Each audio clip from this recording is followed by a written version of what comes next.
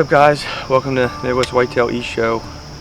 It is September 5th, and I decided to get out here to some of my urban spots, check some cameras, and throw a stand up real quick. This is a spot where I kind of put a stand pretty much every year, and it can be hit or miss early season depending on how the acorns are. But once we get later in October, November, it's kind of like a travel corridor, so it can be a pretty good spot. So I'm going to jump up here real quick, throw this stand up, and then we're going to check a couple cameras, and then I'll get back with you guys.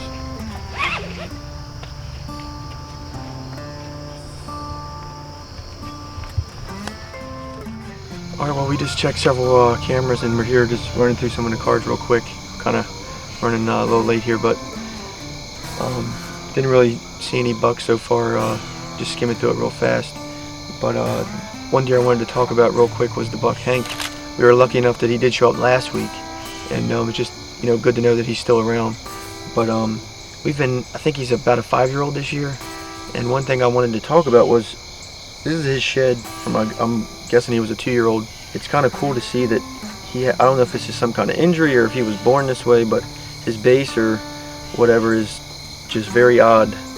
And we thought maybe he would have been kind of like a goofy rack, non-typical, probably for the rest of his life. But here he is, a 5-year-old, big frame 8-pointer that looks fairly clean.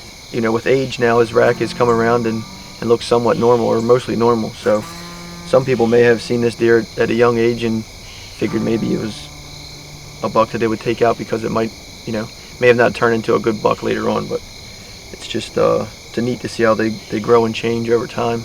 But we're just about a week out here, and I think next weekend is our opener here in Maryland. So just trying to finish up some last minute things. It doesn't seem like we ever got everything complete here coming up to the season, but we're excited to get things started. So thanks for tuning in again to Midwest Whitetail East Show, and be sure to check back. Hey guys, welcome to Midwest Whitetail, September 7th, and just doing a quick update here for you on these beans I overseeded. So in one field, I just spread the beans just with a hand seeder, and then in the field over there, I'll show you, I went through and I drilled them right in. So if you'll notice, down in here, they're starting to come up decent. This is the fall autumn quick plot blend, and so what you'll notice is there's not enough sunlight getting down here, so it's getting a little bit of a late start. But if you come over to this side of the field, this is where I drilled them over here. So in this one where I drilled them, you'll see how big that is already. Planted at the same time. That rye's coming up pretty good. It's brassicas. So just a little tip for you: if you want to drill it in, you're gonna get better germination because you're gonna crush some of your beans. But I got plenty here. But if you want to save your beans, just know you're gonna get a little bit later start with your fall blend. But they should start yellowing up here in the next couple weeks and should have plenty of time.